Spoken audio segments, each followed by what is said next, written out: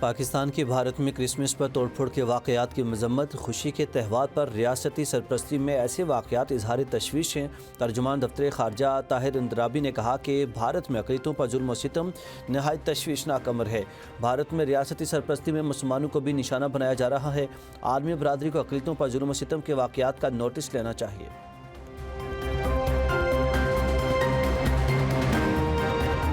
لیپ top scheme تعلیمی ترقی اور ڈیجیٹل پاکستان کی جانب اہم قدم ہے۔ وزیراعظم یوتھ لیپ ٹاپ اسکیم کے تحت ہزاروں طلباء مستفید ہو رہے ہیں۔ وفاق کے وزیر انجینئر امیر مقام کا مالاکنڈ یونیورسٹی میں لیپ ٹاپ تقسیم تقریب سے خطاب۔ کہا، لیپ ٹاپ اسکیم کے ذریعے نوجوانوں کو جدید ٹیکنالوجی سے منسلک کر رہے ہیں۔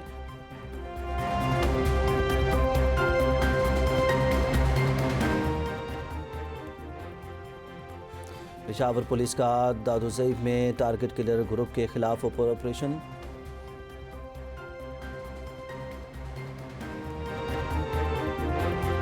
وزیر خیبر پختونخوا کے عمل پر خوشی ہوئی۔